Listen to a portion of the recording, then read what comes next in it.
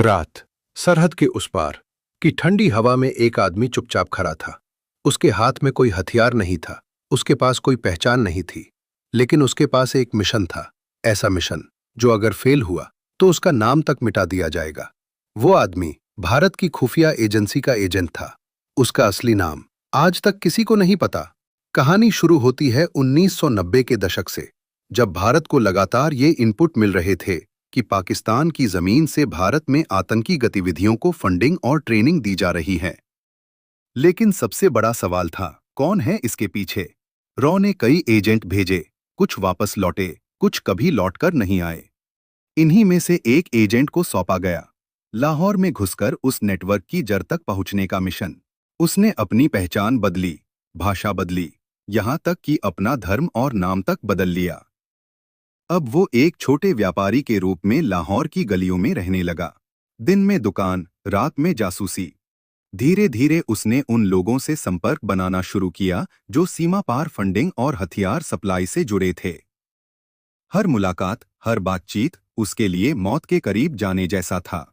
एक रात उसे एक गुप्त मीटिंग की खबर मिली। लोकेशन लाहौर के बाहर एक फार्म हाउस, जहां आने वाले थे कुछ बड़े नाम। वो वहां पहुंचा, अंधेरा, चारों तरफ बंदूकधारी, और अंदर चल रही थी भारत के खिलाफ अगली बड़ी साजिश। उसने हर चीज रिकॉर्ड की, नाम, चेहरे, प्लान।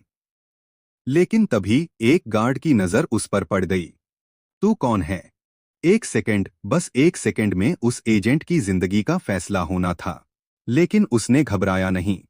उसने अपनी कवर स्टोरी इतनी मजबूती से निभाई कि गार्ड को शक नहीं हुआ। उस रात वो जिंदा वापस लौट आया। भारत पहुंची वो जानकारी, और कुछ ही महीनों बाद भारत में होने वाला एक बड़ा आतंकी हमला नाकाम कर दिया गया। लेकिन इस कहानी का असली हीरो कभी सामने नहीं आया। ना उसका नाम, ना उसका चेहरा।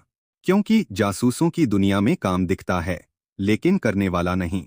कुछ कहानियां अखबारों में नहीं छपती, कुछ मिशन इतिहास की किताबों में नहीं मिलते, लेकिन उनका असर पूरे देश को सुरक्षित रखता है।